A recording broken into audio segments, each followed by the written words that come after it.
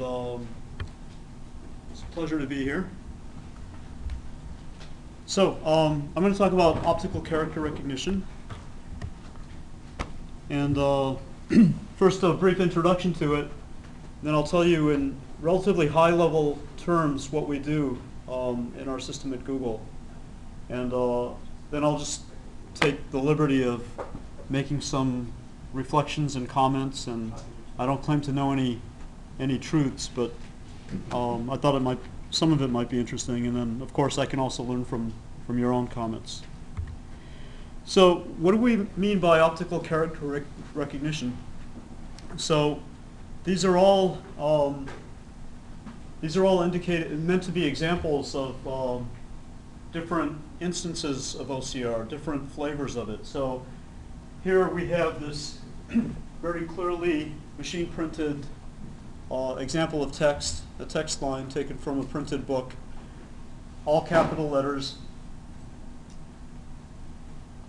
We have handwriting input here. In this case, it's device input where you have the time trajectories with a stylus, so that the application here might be digital input. Many of us still have, in our daily lives, we still make whiteboard drawings, or maybe we have handwritten notes of different types. And it might be interesting in some cases to be able to index those for later reference. So that's another instance of recognition, text recognition. In some specialized applications, we may have some quasi-linguistic material. So this is a two-dimensional representation of chemical formulas. Music is also, let's say, quasi-linguistic. You can imagine designing some sort of grammar to parse it and to extract some structured meaning within the domain from these representations.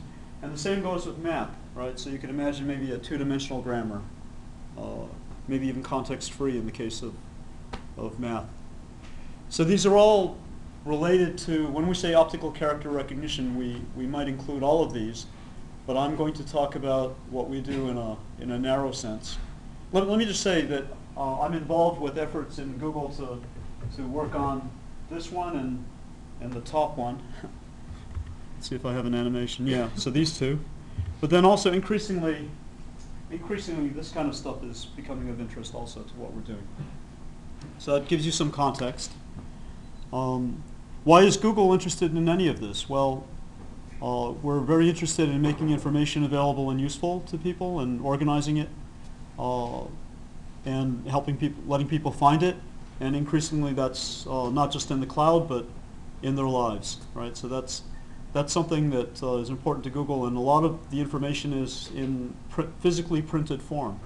And even if it's not physically printed, it's for human consumption, which means that an interface that's always going to be respected and present is the optical interface to human beings. So even on screens or displayed signs in train stations, whatever, even though it may start off digitally, maybe it's available to us in kind of a visual way. And wouldn't it be nice and interesting to be able to deal with it digitally? So imagine your mobile device pulling it out, and maybe how many people here have seen WordLens or used WordLens or heard of WordLens?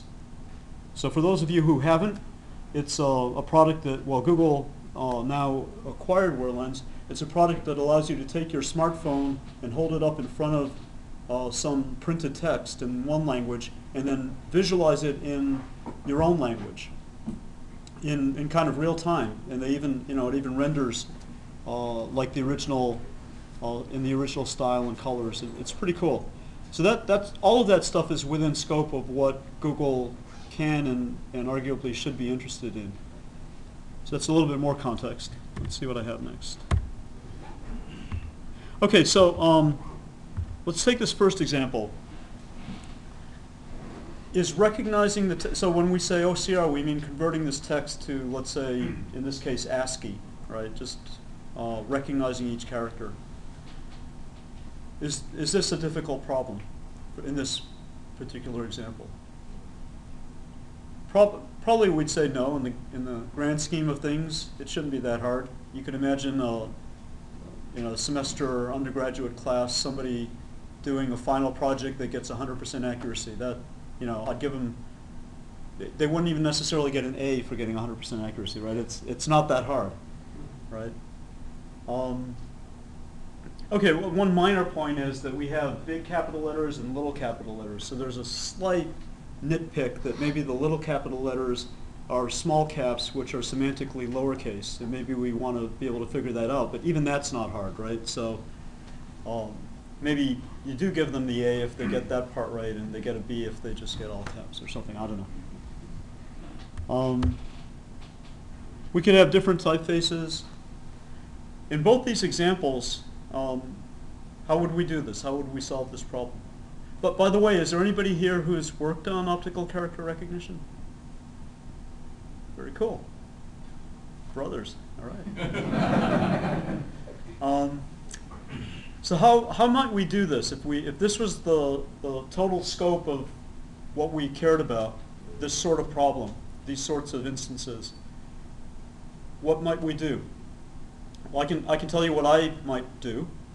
Especially if I were working in 1975 or 1983 and I was worried about memory and other things, I might first binarize and then maybe encode the contours or something, do chain coding, have the whole page fit in memory. That would be exciting. I'd separate the characters out. I'd try to recognize each shape independently maybe. To handle the second case, I might use clever moments of spatial moments, geometric moments, maybe topological features, right? And that would get me pretty far. In fact, that's what people used to do. Handling again with the slant. That also, if we define slant invariant features, then we might be able to identify features that allow good discrimination among the 100 or so character classes that we care about. So it's not rocket science yet, right? Maybe it's never rocket science. I'm not claiming that OCR is rocket science, by the way. Okay, now this is a little bit more interesting. So, we have some distortion to the image, right? Some of it's a little bit lighter. Maybe some of the strokes are a little bit light, hard to see. So, traditional Chinese has an interesting, rich history. It evolved from systems where the radicals were more easily identified. It's still a representation of spoken utterance. So all of the extant writing systems have this in common. I mean, we think of Chinese as maybe being a little bit logographic, but in reality, it is representing the spoken utterance, and all modern writing systems have that in common, that you're trying to reproduce a phonological sequence. Excuse me, I thought the same Chinese is read phonologically wildly differently by many different dialects and languages. Yep. So your statement's slightly puzzling. I'm not claiming it's the same phonological sequence, but the purpose is to represent, if I'm not I could be wrong, but my understanding is that the purpose is to represent a phonological sequence. So are you saying like between Mandarin and Cantonese it might be very different?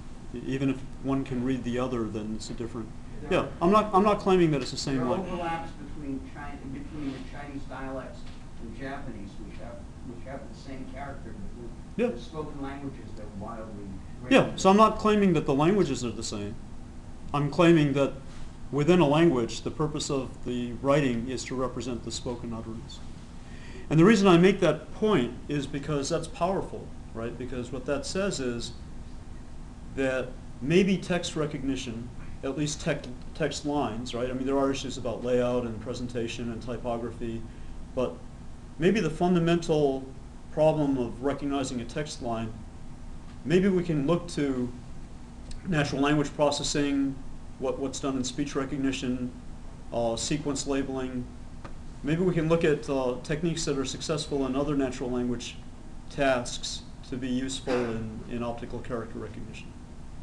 I'm not saying that we have, for the first example, if the person doing that semester project decided to go out and write a dependency parser or do some other deep natural language processing with conditional random fields or whatever, they're not going to finish their project, right? It's not that hard a problem. But what I'm trying to do is set up a progression of ideas that will suggest that we might want to be considering something beyond that semester project. Right. So here, another example, another reason for bringing this up is because in the previous cases, we're talking about an effective alphabet size of maybe a few hundred different distinct symbols that we have to distinguish. But now in the case of traditional Chinese, at least 5,000 for something respectable. If we wanted to handle, old philosophical treatises, we might, need more, 10,000, even, 30,000 or more. Are there any native Chinese speakers or even better Chinese scholars? Would you like to comment? 100,000. 100,000. Okay. So now it starts to become interesting, right? 100,000 characters. Wow. So, yeah, and as you said, the kanji in Japanese is from Chinese. Officially it's roughly 2,000 or so characters, but of course with place names and proper names and other things, then it's going to expand very quickly. So you don't get a free pass just because Japanese officially decided to restrict the kanji part to a few thousand. Okay, here's another example of something interesting. So our system has to be able to recognize this kind of stuff, right? And so now all of a sudden your semester project got really hard. And we start to read this, and then all of a sudden we get some Latin, and so now we have to go here and read that. Or maybe we go here up to there. Anyway, maybe that's a left parentheses, maybe it's a right parentheses. It doesn't really matter. It looks the same, right? If it's part of the Arabic, then it's an opening parentheses. Right? But you could also imagine it's part of the closing parentheses, as part of the Latin. Anyway, you have some convention, you figure that out. So you read this, and then you go this way, maybe, and then you continue this way. And you're going to have to, if you're going to separate this stuff into characters and then do your shape recognizer, then you have to be aware that the presentation forms for Arabic are going to differ depending on what part of the writing you're in. If you're at the beginning and the end, if you're isolated, if you're in the middle of something, these all can be different, right? They all look different. Okay, and here's a nice example. You can get inputs that if my first step is to binarize or to separate into different character glyphs, then this might be a challenge. It's halftone, right? So let me just summarize the simple approach, which is what was done for years, and it was probably the right thing to do because the commercially important applications of OCR were like office documents in the Western world, French and English and German, and the Japanese also were interested in OCR in the early days, and a lot of the progress was made by the Japanese researchers. But the kind of vanilla processing that you would do is you'd binarize the image, you'd try to identify these features, and you'd classify, right? Lots of different ways to classify. Okay, let's look at, so my motivation for getting into this at Google initially was I worked both on the books project and also on the Translate project, Google Translate. And we were interested in hypothetically seeing if the books could be a source of interesting parallel data for training a translation engine, for learning the phrase table in a statistical phrase-based translation system. And at the end, this was just a plausibility or a feasibility study. In the end, we'd have to get okay from whatever legal counsel to actually go ahead and do this. But one thing we noticed that when we couldn't even get started because our OCR was so bad for any of the obscure languages that we were weak in the Translate system, right? So our Translate was weak in Khmer and Burmese and these other languages for which we had trouble getting data. So, there were some books in those languages, but we didn't have any OCR for any of that. So that was interesting, right? We could maybe we could try to improve the OCR. So that's how I got into this. Oh, I wanted to actually say something about this. So this is also an interesting example because in many systems, if you actually use an off-the-shelf commercial OCR system, it may not let you say that the left-hand side is ancient Greek and the right-hand side is Latin. Load the language model as appropriate for whatever's on the page. It may not let you do that. But in reality, you often want to be able to say, I don't care what language it's in, just go recognize it and give me Unicode. Like, why are you asking me? You know, the OCR should be able to figure that out. Right? So we wanted to get to that state where it could easily handle the two columns in different languages. And then even within a paragraph, so you can have script and language variation within a paragraph. Right. Can anybody read all of this, by the way? Yeah. Raise your hand. Very impressive. Very good.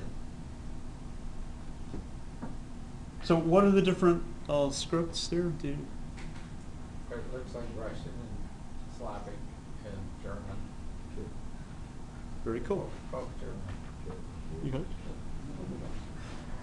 I notice there's a long S here, which means it must be old. Okay, here's one, which I'm going to ask the same question. Now, whoever gets this, I will sit down and then you can give the talk because you know more about this stuff than I do. Anybody recognize everything here? Some of it. It looks like a little bit of German with Sanskrit. Some Hindi, Sanskrit. Yeah. And then we have some transliteration also, probably, right, into Latin.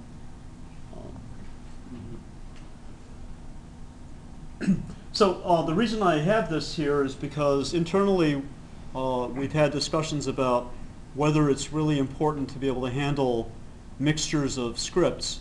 And one idea that came up was maybe we don't have to handle all combinations, right? Maybe it's sufficient to say that anything, that English can happen with anything. Maybe we'll make a special allowance and say that French can happen with Arabic. And try to do the pairwise possibilities or triple-wise maybe possibilities. But we do find stuff like this, and why not? Let's do it. We're Google. We care about the world's information. We shouldn't play favorites. Let's recognize everything. So that's the motivation here. And the challenge. Okay, so we're talking about optical character recognition, but we haven't yet said what a character is. So if you're in English, a character is pretty simple. It's ASCII, right? We all know that A is 65, right? So we know what a character is in English. In other languages, it's not quite as crisp. There's a notion of grapheme cluster, which roughly means what is perceived by a native literate person in the language as being a character unit that they would like to treat as a character for the purpose of, let's say, text editing. When they hit backspace, how much do you go back? Right? Well, hitting backspace should go back one character. In the case of Devanagari here, I'm actually not a native speaker of Hindi, so my colleague Dimitri is actually the expert on Hindi. And this is his slide. But I think the main point of this slide is that if you have a Unicode sequence which grows in this way, then the rendered glyph sequence or the character grows in this way. And if they're already native Hindi speakers or people who know Devanagari, you can confirm or correct me on that point. But the point is that all of these, I think all of these are considered maybe single characters for the purpose of the semantic notion of what unit is a character or a grapheme cluster. Right.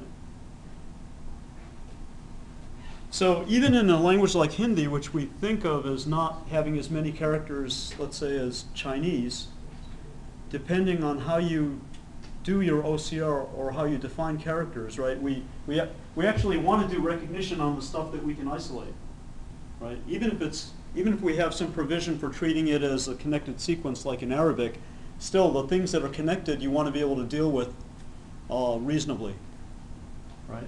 So in Hindi, one way to approach it is to say that we have also thousands of characters.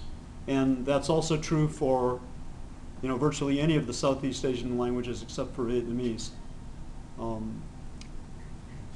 In fact, it's even more complicated for these other, for some of these other Asian languages.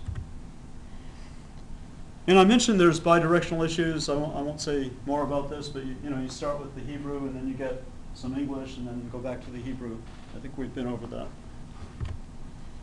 And then connected scripts, and not only connected scripts, but you have different styles. So in some languages that are written with Arabic script but are not Arabic, so for example, Urdu, Persian, Farsi, Pashto, they're written with Arabic. They tend to have this Nastaliq style, and the Nask style is more common in actual Arabic. So going back to our semester project, our undergraduate semester project, let's say you wanted to include Arabic. What do? Any ideas? Neural networks. Okay. I think that you don't get credit for that because that's the answer to every question. So. In fact, you can even say what kind of neural network. You can say LSTMs. LSTMs are the answer to everything. I'm half joking. Yeah, so basically you want to come up with something that doesn't necessarily try in advance to break up the problem into pieces that have individual answers that you later piece together. You want to consider things a little bit more holistically, right? Okay, so now I'm going to tell you what we do, but I'm going to tell you what we do at a very high level. And I was telling David earlier, the reason for that is in part because I'm piecing together parts of previously cleared slide decks, and I pieced it together relatively late, as the organizers can attest, and as a result I wasn't able to get sufficient lead time to get clearance to tell you many details.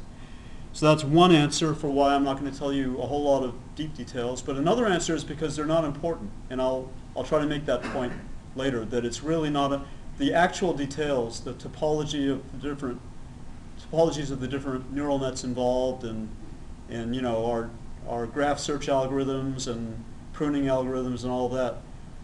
It's not that important, and I'll tell you why later. I claim it's not that important.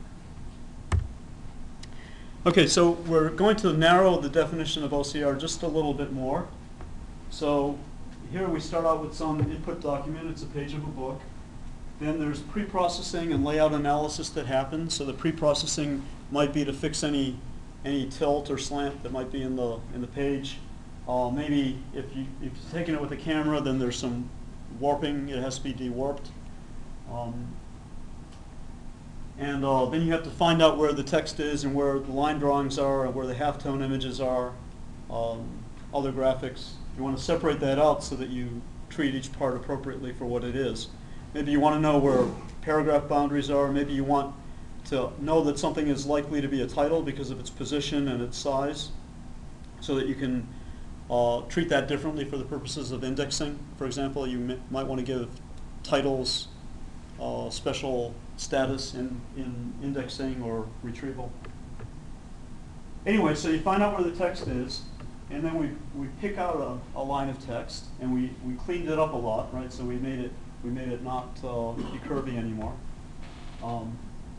This is a particularly clean image, but maybe we had a noisy image to start out with, right?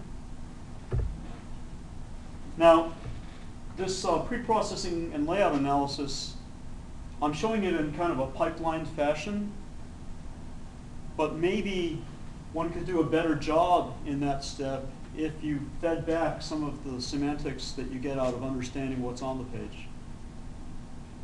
Right? So the way I'm showing it, we're not doing that.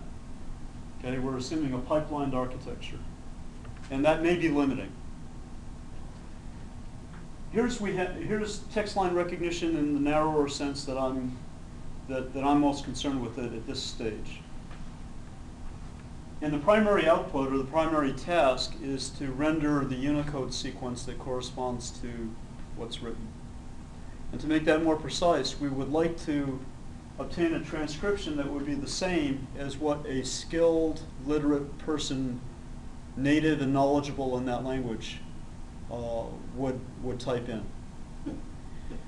And so one question is that uniquely defined? Is there a right answer? You know, do you define it ideally in terms of the author's intent? What if there's a spelling mistake in the actual printed text? Do you want that corrected? What if there's a long S like we saw before? Do we want that turned into a modern S so that people don't think to themselves the letter F, the F sound instead of the S sound, because to our eyes we don't read long S's that well? These are all interesting questions, and I actually did some experiments with human raters to see what the error rates are for transcribing the inter-transcriber agreement, right? So a human sees this line, another person sees the same line, and they type something in, and you do that for many lines. How often do people agree? And you know, obviously they might disagree on, you know, is it an M dash versus an N dash? Is it a, I don't know, is it a Chinese space character, or is it regular ASCII 32 space, or, you know, that sort of thing. So we make allowances for that. We can normalize that out. But it's surprising what people will do sometimes. They will actually, often they will correct errors that were there in the original text, because they, you know, the human perception and cognition is such that, you know, we don't necessarily see things as they are. Okay, let me pause there. I generally would prefer questions in the end, but it's okay to interrupt me, especially when I say let me pause here, because I think this is a good pausing point. Yeah. So I understand that you might potentially want to leverage on the context of a character, determining what character it is. Yep. But have you ever had the need to actually look inside a character in the sense that, because even whether it's a Chinese character or even the English characters, Latin characters, they are essentially composed of individual strokes and dots and so on. Yeah. Have you ever needed to look into that, composing into that level? Yeah, so we have, and we do. And the way we do it is actually, rather than using the character, especially, you know, having said what we said earlier about how the definition of character isn't necessarily crisp,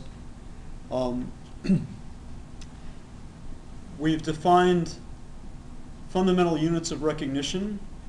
Where we do our graph search, our elementary hypotheses are in terms of what we call atoms, which are subcharacter units.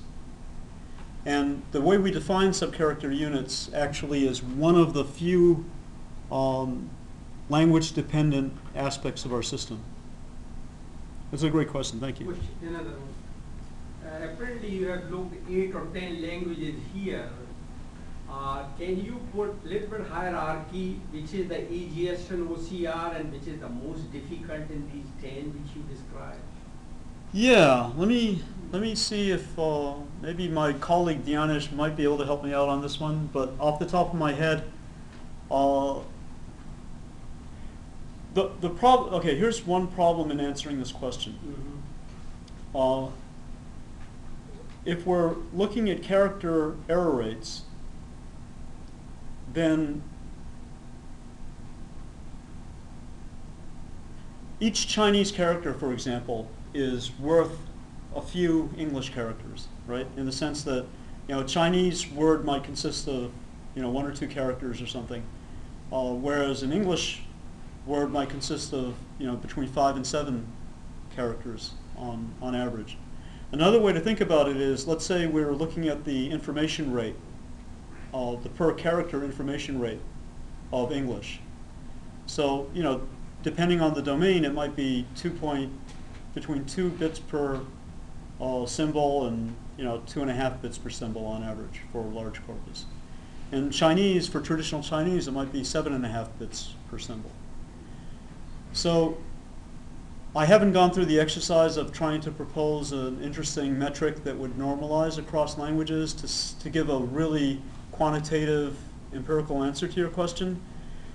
So I think in terms of difficulty, I think there are different sorts of difficulties. I think in terms of our state of the art, probably still CJ is relatively hard, and for some reason K also seems to be hard. Chinese, Korean, and Japanese. Southeast Asian, although I would have expected them to be hard, you know, Thai and others, I think we do pretty well. And you know, our internal benchmarks, I'm not going to have any actual evaluation comparisons in terms of accuracy here, because for the reason I mentioned earlier, right, it hasn't yet been cleared for external dissemination what those actual numbers are. But my experience roughly has been that we're better than commercial engines on most languages, and we're surprisingly better on certain languages that are hard, and we're not as much better as I would have hoped on languages that are medium hard. So, you know, I think we blow people out of the water in certain languages. Maybe that's not the right expression. We do really well on some languages, including some that I would have predicted are very hard, like Southeast Asian scripts. Yep. How do you extract the line text or black information in a state document? How do you do that? We're not doing anything novel there. We're reusing tried and true existing methods that were developed years ago. There are two basic approaches. One is top-down and the other is bottom-up for finding text lines, words, paragraphs. I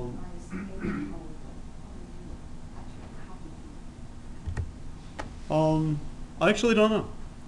We're using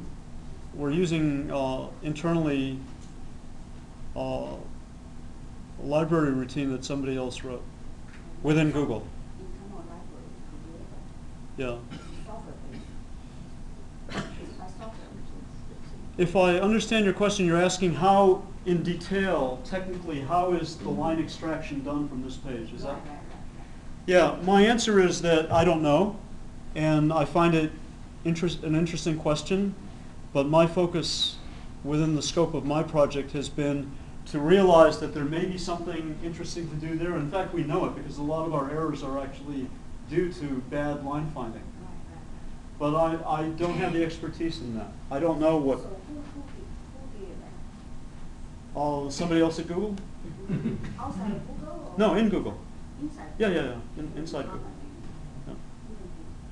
Sorry? Even Google do it, not in local. Somebody else in Google, not in my group. Right. Yep. What file format do you use for the output of a page that looks like the top of that input document where you have a drawing with text? Yep. In Google Books? So for everything we do on my team and most of what we do at Google, we're using, that I know about, so this is my opinion, we're using protocol buffers, which I don't know if you've heard about, but they're also open sourced to the rest of the world. So think of it as an alternative to XML that can have some efficiency advantages over XML. But it's an arbitrary way of, it's a way of serializing and communicating arbitrary structured data.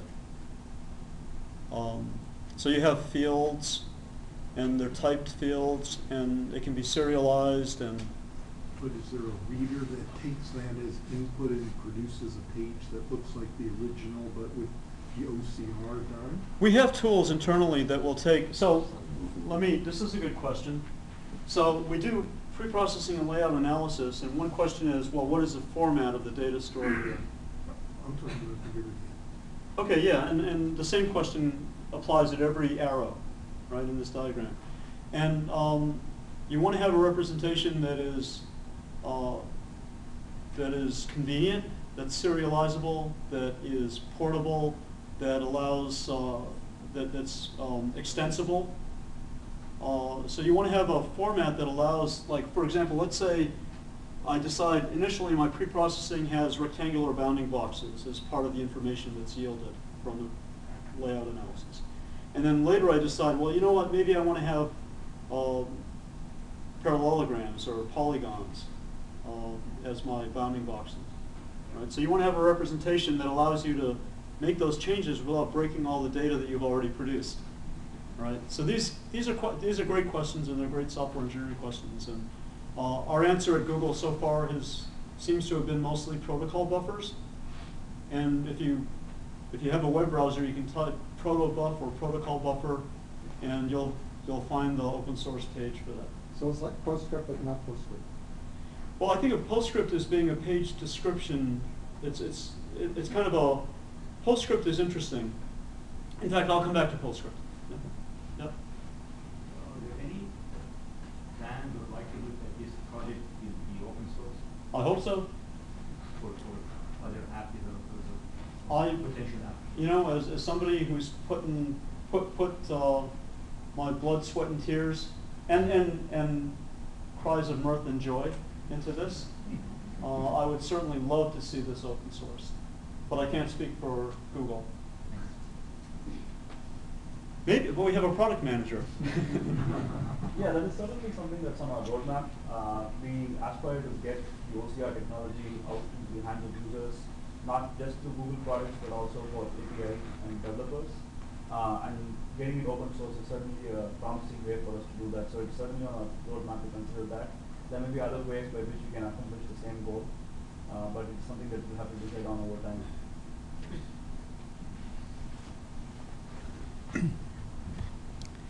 Okay, so within our project, I should say there are other OCR efforts at Google in various stages of where they are. When we started this particular project, we had some goals. So we wanted to be universal, so we wanted to handle every script and language that anybody might reasonably care about.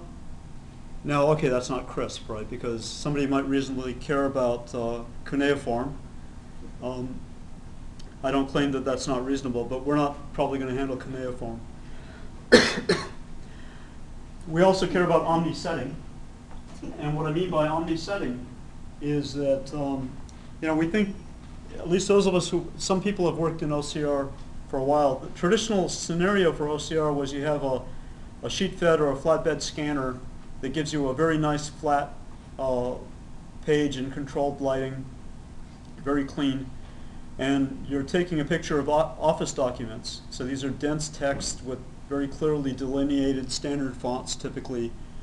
But increasingly, people want to be able to use their mobile phones. Maybe they don't have good lighting control. There's shading. Maybe the shadow of their phone or their hand is in the way to change the lighting. There might be curvature. Maybe there's some motion blur because it's hard to hold the camera still. Maybe you're taking pictures of, from a car. Maybe you won't care about street signs. Maybe there's occlusion. Maybe there's perspective distortion. So we're really interested ultimately in handling omni use cases, right, of OCR. Maybe we also care about doing it from video. That might be interesting. Okay, accuracy and speed. So we wanted best in the world approaching human accuracy, and internally our current evaluation metrics are showing that we're kind of on track for that. Initially we wanted speed to be comparable to commercial engines, and let's see if I don't animate my next bullet, which is actually in the last couple of years we found that was too conservative. We can actually go very fast and be very accurate. And that's thanks to a colleague, primarily the work of a colleague, Yasuhisa Fuji, who is just amazing. He came from a speech background. Okay, so now let me continue to tell you about about our approach. So our inspiration, and I just realized I'm moving a little bit slowly, so I'm going to speed up. Our inspiration was in Markov-based approaches that were developed in the 90s. So Gary Popat hired me at Xerox PARC, and I worked with him, and Phil Chow had previously worked on this project also, before he moved first to a startup and then to Microsoft. The other kind of major system that's worth mentioning probably from that era is the Bolt, Beranek, and Newman system based on their speech recognition engine. And they kind of had the first really successful Arabic OCR system. For some strange reason, DARPA was really interested in Arabic. You know, maybe they're all Sufis back there, just really interested in Arabic.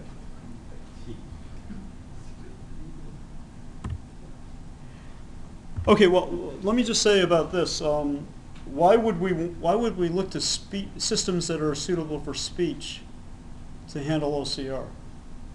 Well, I think there are probably many answers, but I think at a deep level, at least for me, it seems that it's going back to this idea that the writing systems of the world try to represent actual spoken utterances. And so that kind of inescapably, to me, leads to the notion that if you can find the right intermediate representations, the right feature sequences, then speech recognition might be a reasonable approach. I'm not claiming it's the right approach for the simplest cases that I showed initially, where you have well-separated Latin script characters.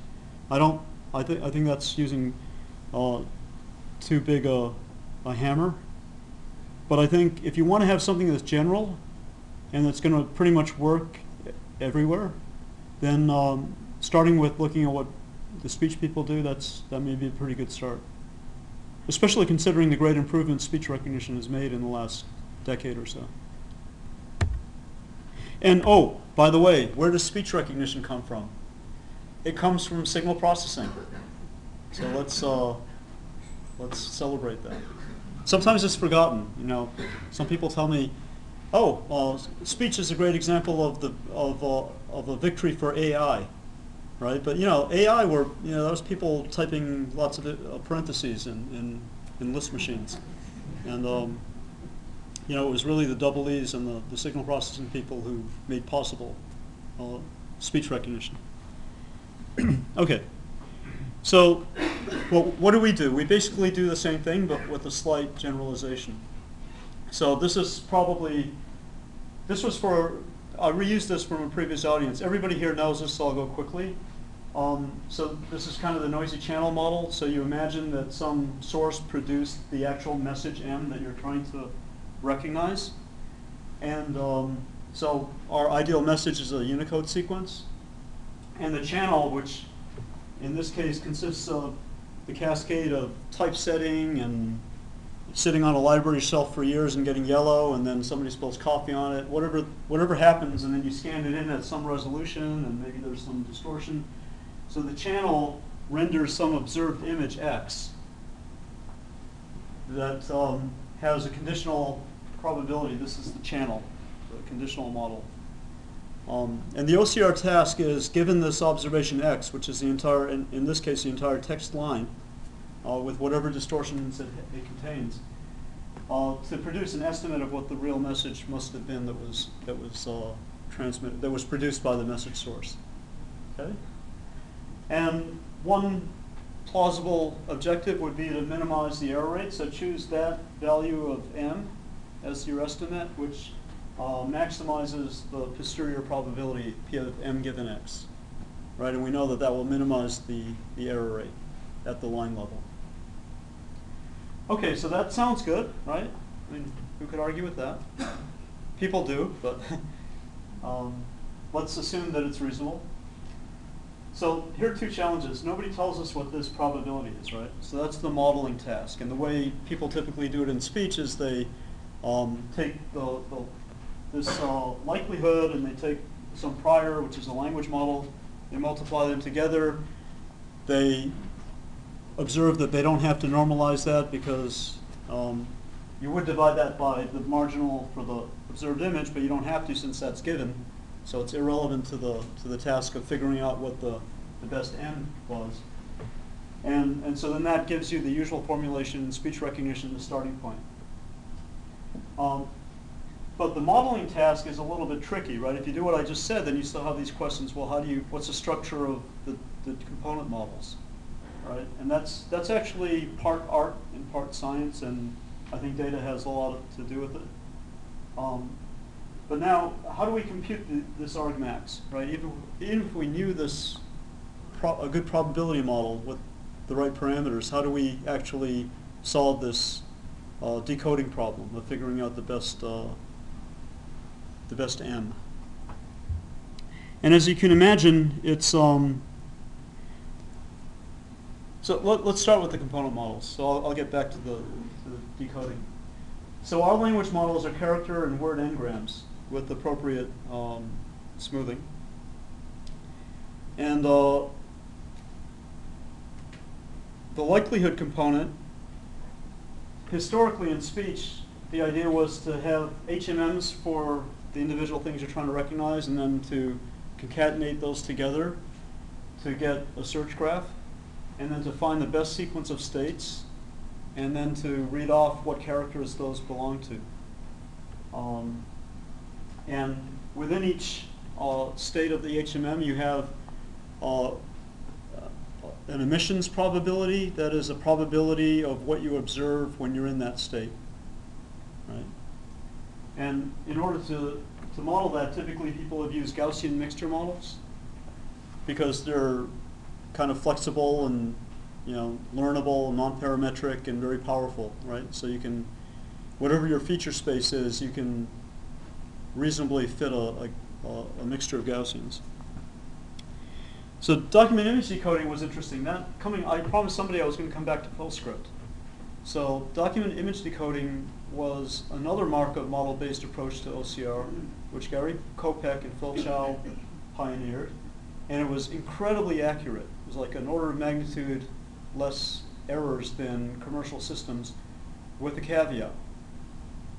The caveat is that the templates, the models, had to be really well matched to the sources. So if you were willing to put in the effort to learn models specific to a particular class of source, which often you were often willing to do that, then it was just very, very good.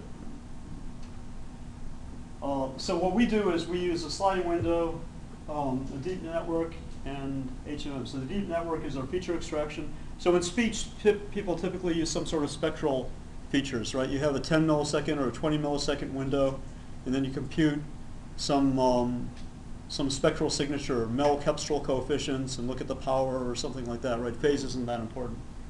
But of course, for us, phase is important, and we don't necessarily look at spectral characteristics. We use just sliding windows of the pixels themselves, or we can use some sort of dimensionality reduction as a first step.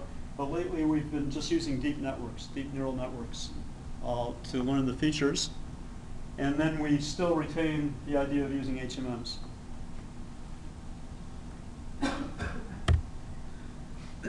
Okay, this is probably my final slide with any detail on it. And that's good because it's getting late. Okay, so here's an observation. First of all, what's this? What is this silly alpha doing here? That wasn't there before. What's that all about? Anybody? Any speech recognition people here? Bayes' rule doesn't tell us there's an alpha there. Redundancy? So I think I actually don't know the answer.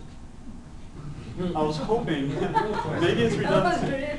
But what I'm told is that because of the way these different things are implemented, so this is typically in terms of continuous densities, right, Gaussians, right? So those are not probabilities, those are densities, right? Whereas the language model is a probability mass function, so it's really a probability mass function where this is something that needs to be normalized. It's, I don't know if that's part of the answer.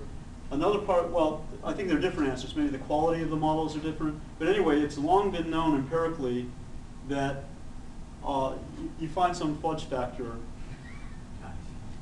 to exponentiate one of the two terms. You could either have alpha here, or you could have beta there. Doesn't matter, but one of them, you weight them relative to each other. So P's your PM is your prior, is it? Your language model. That's right. Prior. So you're, okay. Yeah, you just So give it a sounds like different. hack. You give it a different way. It's a hack. It's a hack, right? We started with this beautiful vase, everything, right? Everything was beautiful until we put that out They there. just inverted the hack to make it look not like a hack, right? Putting it into the. Right. Okay, so since we're doing hacks, and since hacks seem to work, why don't we go one step further, right? Here, arguably, we still have a posterior that we're trying to optimize. We have two terms. One is a language model. One is a likelihood. Let's throw in some more features in a log sum. Let's just have feature functions, and let's get some lambdas, and let's just it's just a direct generalization of this. Here we have two terms. Let's just have a bunch of terms. All right. So a former colleague at Google, he left Google, brilliant guy, he's still brilliant, he's doing brilliant things. Franz Ock actually headed the Translate project at Google for many years. And I became aware of this idea through him. And it's kind of an interesting idea because what it requires is that you give up the idea that you're being principled and computing in the end some well-defined posterior probability according to the established rules of the probability calculus. You just throw that out and you say, hey, let's try this, it might work. Right, so that's kind of it's a daring leap for some people. Anyway, we have a way of learning the lambdas, again, from Franz. It's called minimum error rate training, and it's used quite often in machine translation. Okay, so that's probably the last bit of math. And I won't pause for questions unless there's a really pressing question because I realize that I'm running out of time. Can you answer one business type of question? Google doing Yahoo, Facebook, LinkedIn, they all will be doing OCR. Do you see some startup with new ventures funding to do the OCR startup? Oh, that's interesting. I don't have any particular insight into that, but I think it's interesting. Yeah. Okay, so our idea was to minimize language-specific engineering. We want to do we don't want to do pipeline stuff, despite what I told you earlier. Let's take advantage of data, and I'll maybe say a little bit more about that later. And let's also stand on the shoulders of giants. And I just mentioned machine translation, also speech, natural language processing, computer vision. They've all advanced, right? One thing I should say is that the bulk of investment in OCR research, I think, was done years ago, before many of these advances. And as a result, a lot of technology has matured, which for Western languages is perfectly respectable. We can even think that OCR is kind of a solved problem for English, in the sense that you can go to Fry's and get a little shrink wrap, package of, Acrobat or something, and it'll do OCR for you, and they don't even charge for it. It's just expected, right? So OCR, in some sense, is considered a solved problem. There are a lot of sunk costs behind that, and so it may not make sense for these companies that have that technology or that have acquired that technology to maybe be investing in the research to make it work on Khmer, because they don't care about Khmer. They're not going to sell a lot of software in Cambodia. But we care because we're Google and we care about the world. I mean that. Well,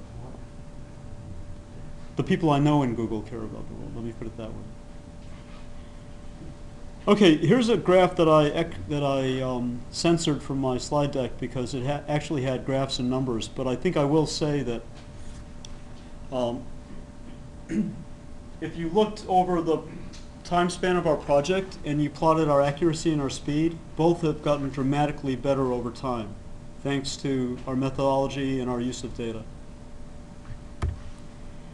Okay, and just where have we gone? We started with GMMs. We replaced them with deep neural networks for our feature learning. And then beyond that, also to directly estimate the state posteriors, right? And then deep neural networks are now we're starting to look at long short-term memory neural networks, both bidirectional and unidirectional. These are recurrent neural networks. And different ways of training.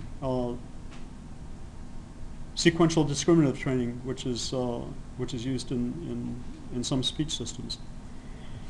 Instead of statistical n-grams, we're looking at recurrent neural net language models now internally.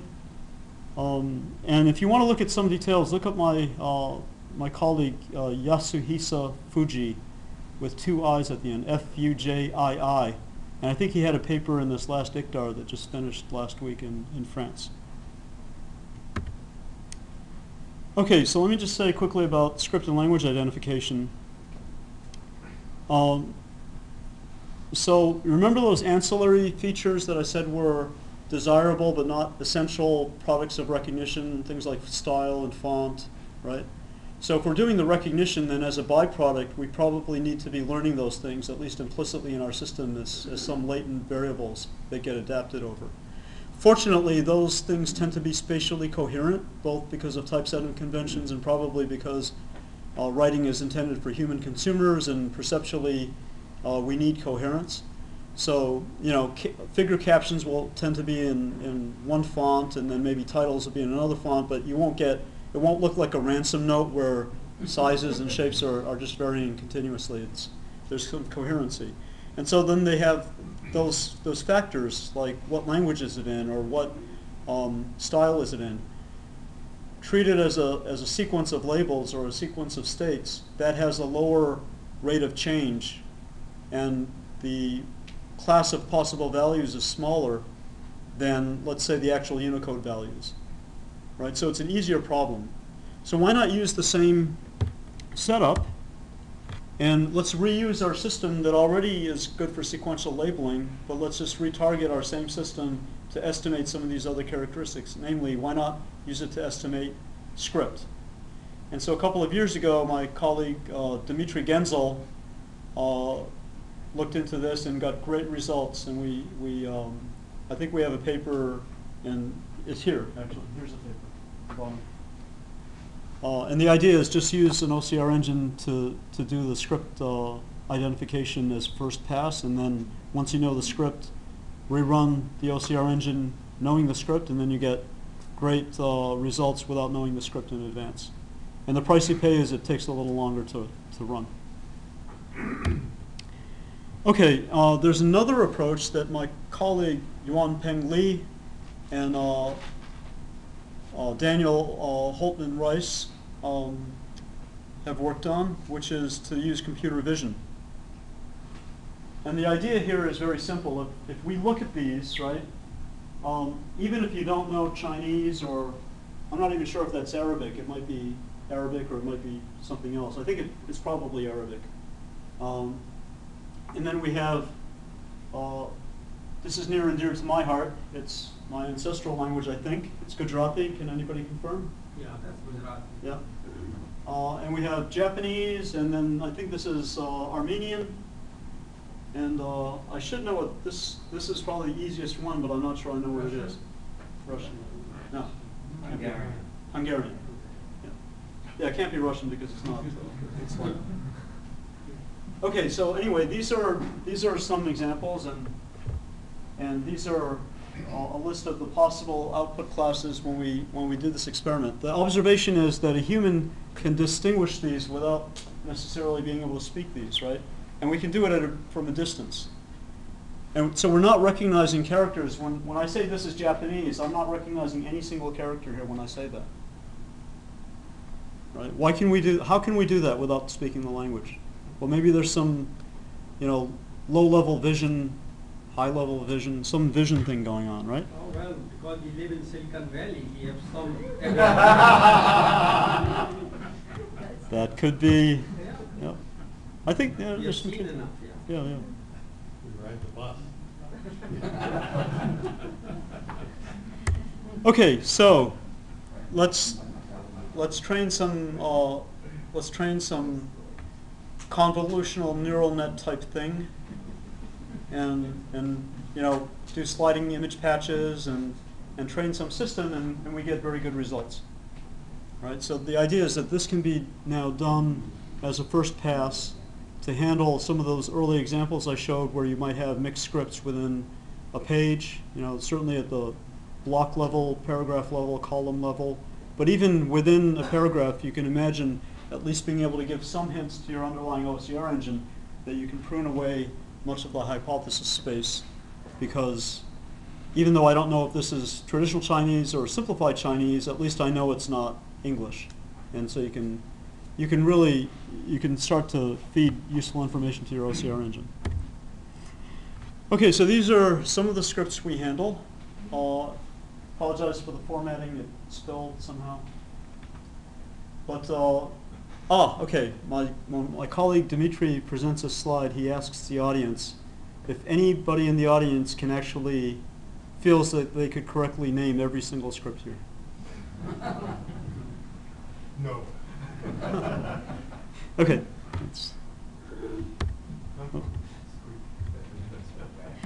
Okay, so here's an indication.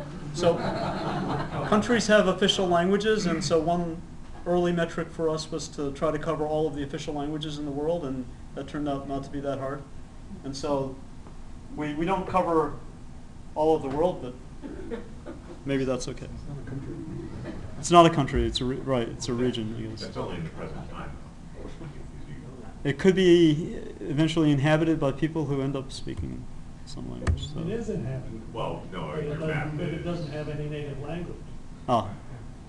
Is it permanently inhabited by people who, are they just on bases, or do they actually? Yes, maybe pictures on. Are there people who are like born there and go to school there and all that? Argentinians, for nationalist military reasons. Ah, okay. They claim it, or so Spanish is the official. We cover it. Well, it's of one peninsula. Oh. Okay. Wait for global warming to kick in. Okay, so I'm going to make some brief comments now because I'm really running towards the end, I guess. Radha, how strict is that? Actually, let me not ask that. That's a bad question to ask. It's an impolite question. You guys want to go home, so I'll be quick. Okay, so Unicode, of all things, which happened way after most of the investment was made in OCR by the big forces that made investments. Unicode is actually very enabling for OCR because it allows you to define the problem. Especially for things like Japanese and Chinese and Indic languages, people were trying to do OCR, but they had nowhere to put it. Nobody agreed on what the representation would be. And that sounds, from a pattern recognition or signal processing point of view, that may not sound like a big deal. But looking back on it, I think that was huge. I think that was a huge impediment for not having an agreed upon goal. There's also, I think, with Unicode, there's a lot of duality and ability to reuse some of the expertise and idea. One that we're taking advantage of is our ability to train on synthetic data, thanks to advances in typesetting, the availability of large amounts of digital text in all languages. Document image decoding, I mentioned earlier, the PostScript model, trying to invert the PostScript model. They also took advantage of this duality, but it was a little bit before Unicode was really fully available, and the DID stuff was pretty much English only. And another place duality turns up is in the noisy channel model, right, at least conceptually. Well, weren't you at Park, and they had an internal system for doing that? We had starting about 1980. Yeah, we did have some internal stuff.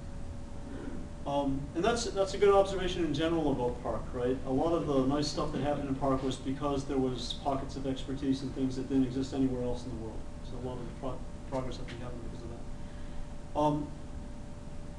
Getting Unicode sorted out and also the typesetting really forced a good understanding of some of the internationalization and other issues, bidirectional and other issues that otherwise it would have been just too much for a small group at Google, or even a large group probably, to figure out on its own.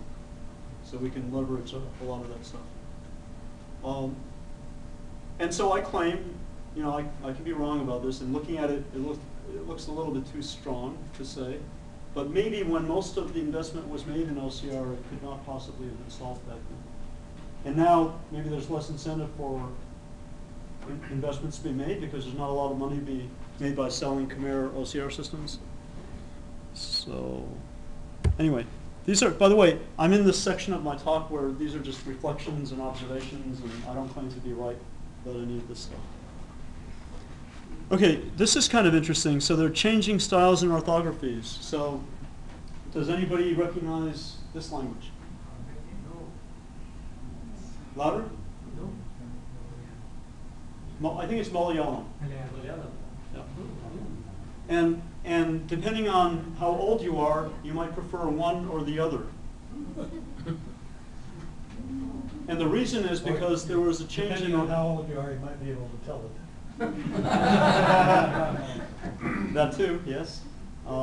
But you can see it actually if you look here at this character, and you can see that there's a kind of a making explicit of that modification, and you'll see that sort of thing all through. So this is the reformed orthography, about, I don't know, 40 or 50 years ago. I'm not sure when it really came into being, and this is the traditional orthography.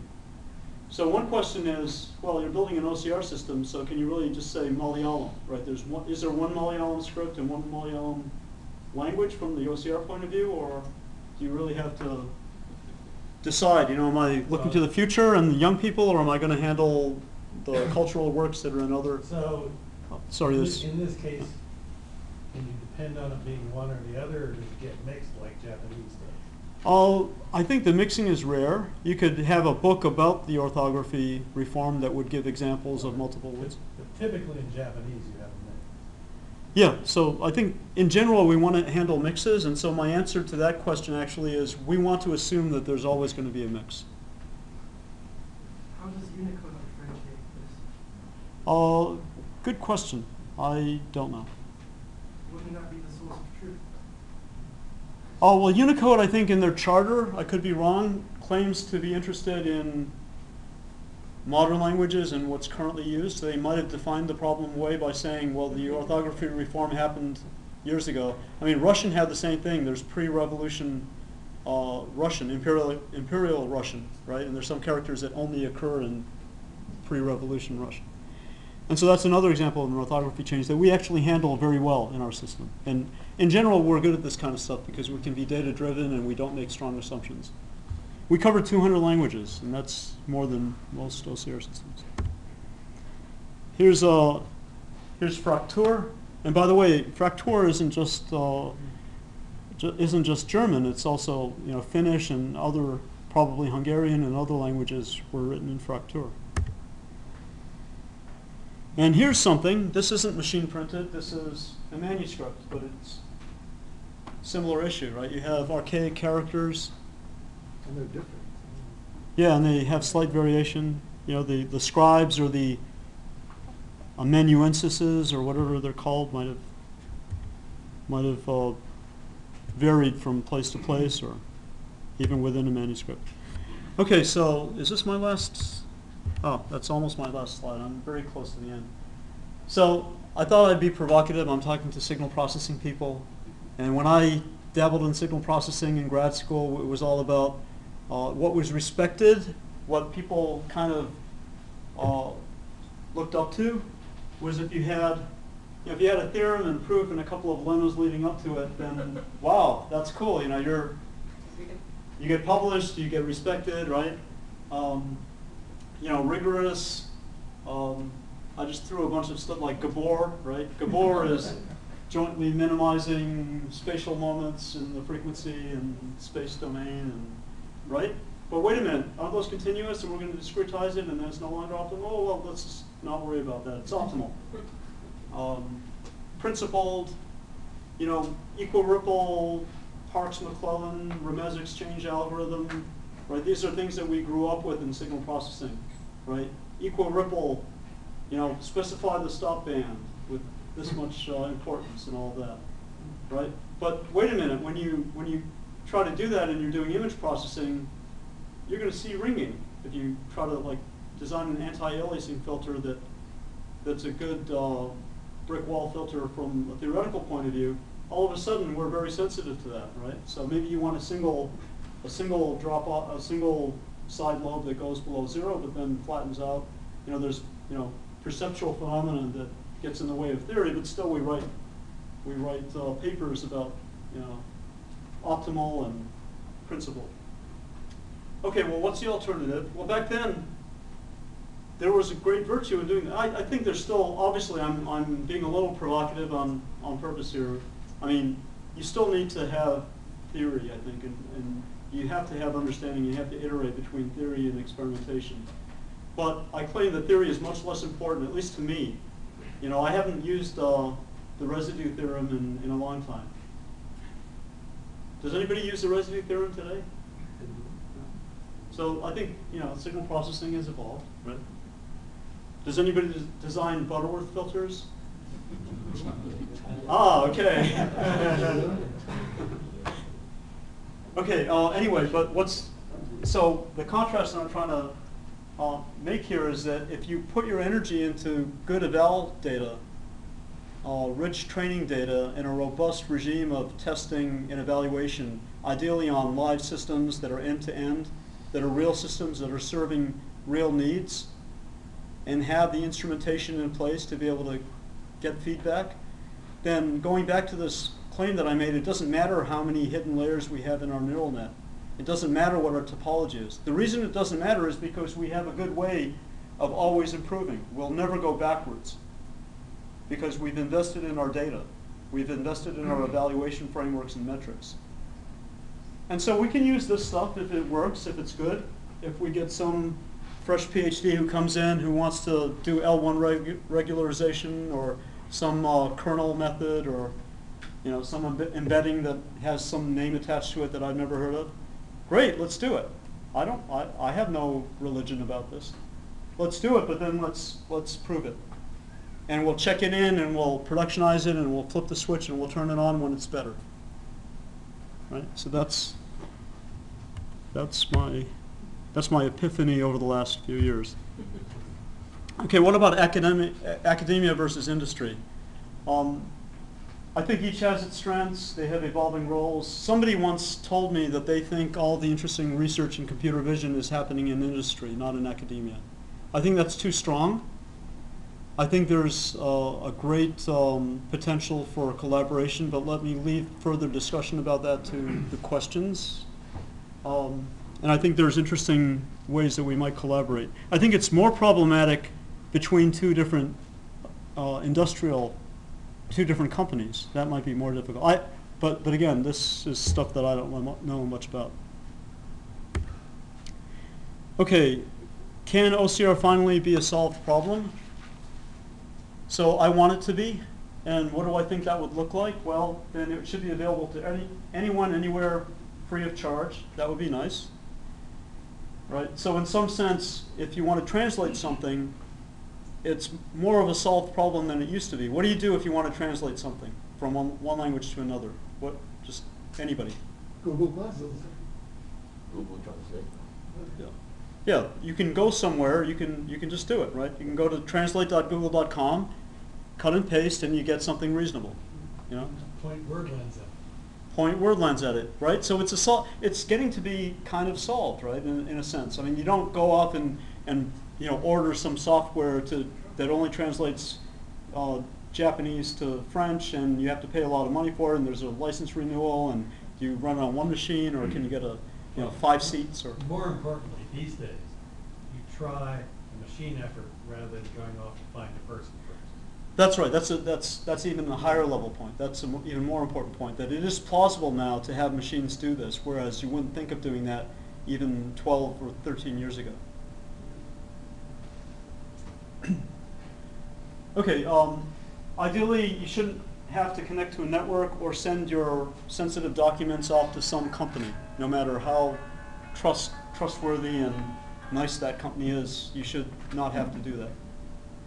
Word lens. Yeah, word lens happens on your device. Yep. But now word lens doesn't cover most languages. That's currently the case. Now that may change. My guess would be that we'll see more languages over time, probably. Okay. But again, all of this is full of 80-20 problems, and word lens back the 80%. Right, right. Yeah. Unless you're in Cambodia, in which case it handled 0%. Well, if you're in Cambodia, you're in the 20%. So I have these kinds of discussions all the time at work. I'm actually a believer in all languages should deserve our full respect and equal respect. But then I don't claim that that's... Well, that's a lovely point of view, but it's not economically driven. Do I want to be economically driven? You work for a profit-making company, yes. But, you know, how much money does Translate make for Google? Well, and within that domain, how much money does Cambodian make within the realm of Translate? I think there's a lot of value to having Google be a go-to place for things, even if we're not making money off of anything. In those, I mean, we want to make money off of something, right? I think we're making some money off of advertising. But I don't think everything that we do, I think we can make the world better, and it's in everybody's interest, including Google's. That's my personal point of view. And that's a lovely fantasy in an immature company. Okay. You have more gray hair than I do, so I'm not going to... I used to work for Xerox. Okay. Were you at Park? Yeah. Cool. Okay, let me finish up here. So I also think that, you know, efforts from, like the world's information, there's a lot of cultural heritage that's tied up in regional libraries, in regional newspapers, and I think that would be kind of an interesting next layer of material to make available online, right? It's untapped, it's rich, right? There's plenty of, you know, chat room logs and whatever that is currently available in the digital world, or at least it exists somewhere, who knows. There's plenty of, you know, on Facebook, there's plenty of, you know, LOLs and, you know, likes, right? There's a lot of digital information, but compare that with, you know, somebody's treatise on something that was, or period piece in a newspaper that talks about a certain architecture and how it differs from the previous version of that building, and you know, that just is hidden from the world now, right? It exists, but it's in some library printed somewhere. Well, yeah, there's lots and lots of stuff on microfilm right. to be converted. Right. So newspapers, exactly. So I don't know if you know that Google had some effort in that area, and that a lot of that data still exists. And in Europe, there's a huge effort now in digitizing newspapers, and a lot of them are in microfiche. So there are lots of challenges there. Our system, by the way, works really well on that. We've tried it already. It works really well. Well, speaking of Xerox, that was Xerox's ambition at one point. They bought University Microfilms, which was the world's archive of microfilm. They bought it. Oh, so what happened to it? I think they gave up. They had to make a profit.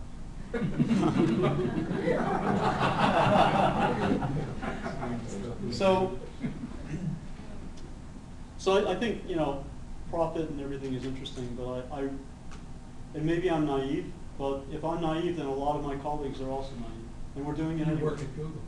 We're doing it anyway. We're making this. We want to make the world better. We want to allow the world to get its full rich heritage in a form that's most useful. Text is data, data is analytics, analytics is advertising, is money for good, that's how it works. Okay, well, so then it's win-win, right? We can make the world better, and it's win-win. I wanted to mention, thanks to Dianish for this slide. This is a product manager slide. This is, you can tell because it's beautiful, right? I had Bayes' rule with this ugly alpha as an exponent, and here we have beauty. So thank you, Dianish. Do you want to say anything about this? I mean. Yeah, so these are a few examples of Google products in which we have OCR technology. Some of these are apparent, like Google Book Search, where we scan a lot of books and we have to do OCR. But there are some which are not so apparent, like in Google Drive, if you upload some documents, we OCR them so that you can retrieve them later for indexing. This includes images as well. There are street view cars that go around taking pictures, and we need to OCR the street signs. There are apps on the phone like Google Keep and Translate, which has word lens that lets you do OCR in a very interesting way. That's just a few of the examples. There are many other products which use OCR as an embedded technology. Thanks. And it is a beautiful slide. Thank you. Okay, I think that may be it. Oh no, I don't have my thank you. Let me just say it. Thank you.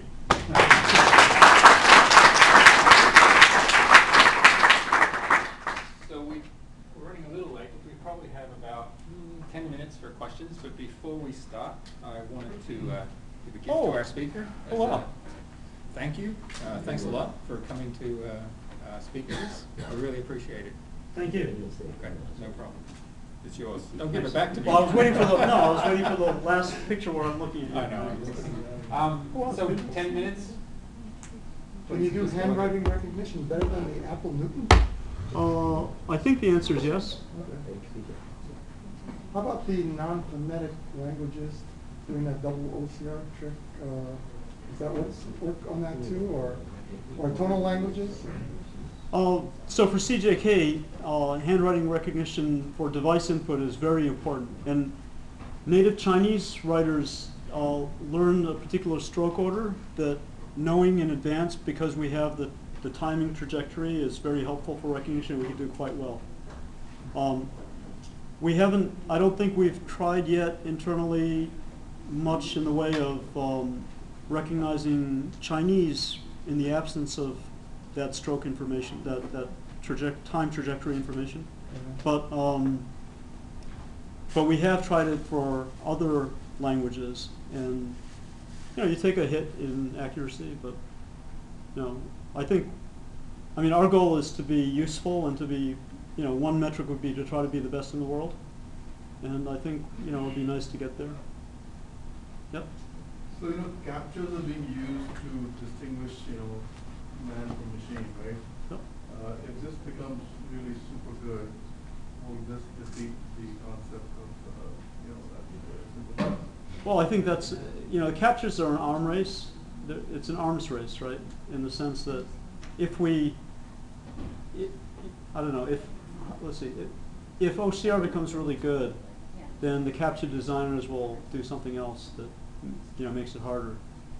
And personally, I know a lot of people are interested in that area, but my interest is actually to make stuff to successfully and accurately OCR material that was made for human consumption to inform them of something useful and interesting. And captures are not in that field for me. Yep. So the many titles on the slide beg the questions.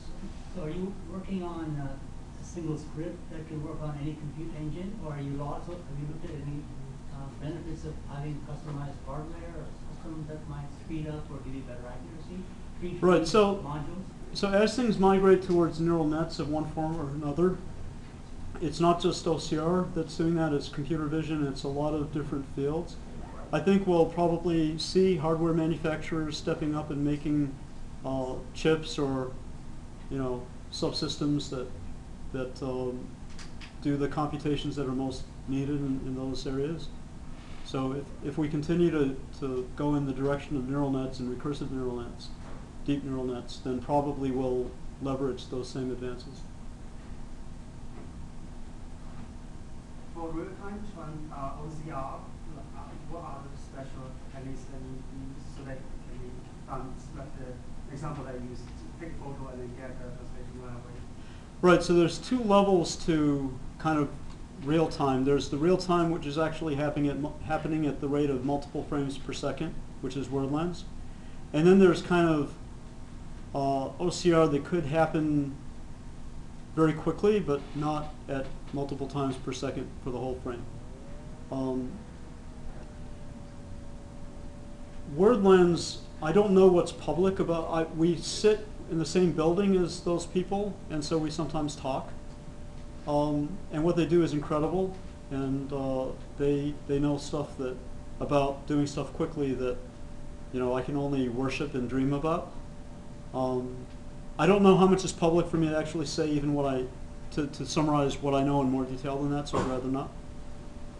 But you can probably, if you do a web search on it, Bing or or Google, right? Then you'll probably find the answer. Yep.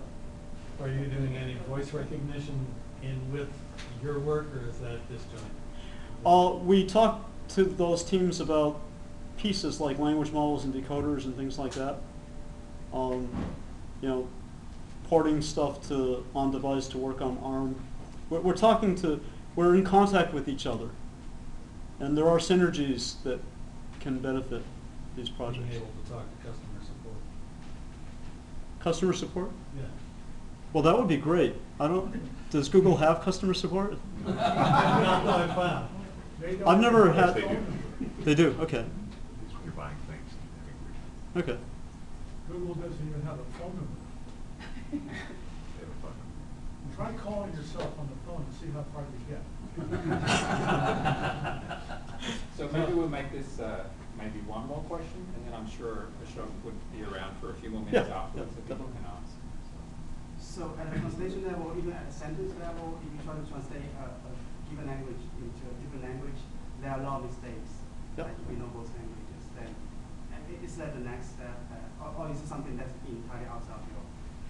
So let me make sure I understood the question. So for the translation. Even if you try to translate, either say a Chinese sentence into English or English into say Russian, right. There are a lot of mistakes. There are, yeah. You can find in terms of perhaps even syntax sometimes. It's not Sure, yeah, yeah. So like, would that be the next step, or is it something that is handled entirely by some other? So actually, I'm no longer on the Translate project, so I'll interpret that, if you don't mind, as an OCR. There's an equivalent OCR question. So I mentioned that we're working on isolated text lines, but one thing I didn't mention is that there is value and benefit in propagating information that is aggregated from larger units than a sentence to take advantage of that information when OCRing a text line. So for example, the typeface is probably the same on the page, right, from line to line. The topic may indicate that you want to use a certain type of language model, for example. So we're aware of the need for doing that. Let me try to actually go back to the Translate point. I think the same is true for Translate. Typically, Translate, though, does formulate the problem in terms of larger units of text. Now, there are phrases, right? This is a statistical phrase-based translation that we've written about in papers.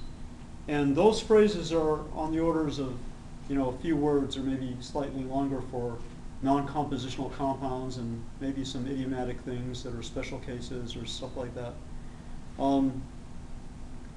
But I think if the thrust of the question is, does working in small units create the potential for errors that would be mitigated by working in longer units in more context, I think the answer is clearly yes. Okay, so we could thank our speaker again.